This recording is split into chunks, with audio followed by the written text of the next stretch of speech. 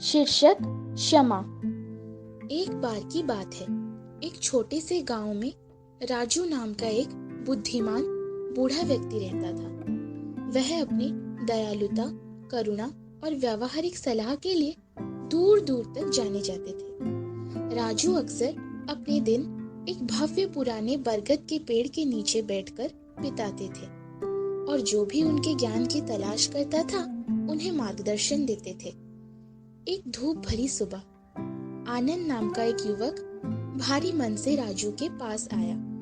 वह अपने पड़ोसी रवि के प्रति क्रोध और आक्रोश से भर गया। आनंद ने राजू को समझाया कि रवि ने उसके साथ गलत किया है और वह उसे सबक सिखाने के लिए बदला लेना चाहता है। ध्यान से सुनकर राजू ने सिर हिलाया और पूछा, बताओ आनंद, रवि से बदला लेने से तुम्हें क्या मिलेगा? आनंद ने उत्तर दिया, मुझे यह जानकर संतुष्टि होगी कि उससे भी उतना ही कष्ट हुआ जितना मुझे हुआ है। राजू ने धीरे से मुस्कुराते हुए कहा, आनंद, मैं तुम्हारे साथ एक कहानी साझा करता हूँ। एक बार एक किसान था जिसके पास एक सुंदर सा बगीचा था। उसने वर्षों तक अथक परिश्रम किया, पौधों की देखभाल की। एक दिन पक्षियों का झुंड आया, बगीचे के ऊपर उड़ गए और उत्साह में फलों और फूलों को चोंच मारने लगे। क्रोधित और प्रतिशोध की भावना से ग्रस्त किसान ने पक्षियों को फंसाने और उनकी कड़ी मेहनत को बर्बाद करने के लिए उन्हें दंडित करने का फैसला किया। हालांकि झुंड में से एक बुद्धिमान पक्षी ने किसान से बात करते हुए कहा, प्रिय किसान, मैं आपकी निराशा को समझता हूँ, लेकिन हमें नुकसान पहुँचाने से जो हुआ है वह नहीं बदलेगा।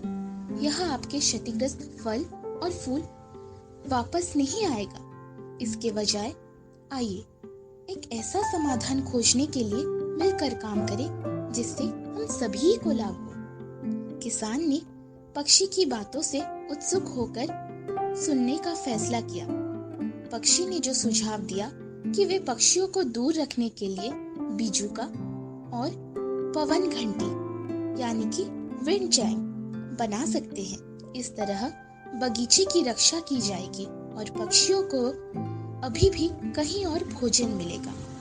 कहानी सुनाकर आनंद को राजू की बातों पर विचार हुआ। उसे एहसास हुआ कि बदला लेने से न तो अतीत खत्म होगा और न ही उसे सच्ची खुशी मिलेगी। इसके बजाय यह नकारात्मक का एक चक्र को कायम रखेगा। राजू ने आगे कहा, क्षमा और समझदारी गुस्से और बदले के चक्र को तोड़ सकते हैं। जब आप नफरत की जवाब दयालुता से देते हैं तो आप सद्भाव और शांति की बीज बोते हैं। बदले की बोझ को छोड़ दें और आप पाएंगे कि आपका दिल खुश हो जाएगा, हल्का हो जाएगा।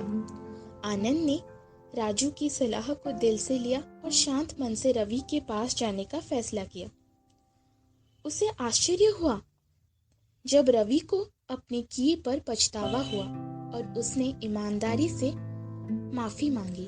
उन दोनों में सुलह हो गई और वह अच्छे दोस्त बन गए, जिससे पूरे गांव में क्षमा और करुणा की मिसाल कायम हुई। उस दिन से आनंद ने क्षमा की शक्ति सीखी और हर स्थिति का जवाब सहानुभूति और समझ के साथ देना चुना, बिल्कुल उस बुद्धिमान बूढ़े व्यक्ति राजू जैसे।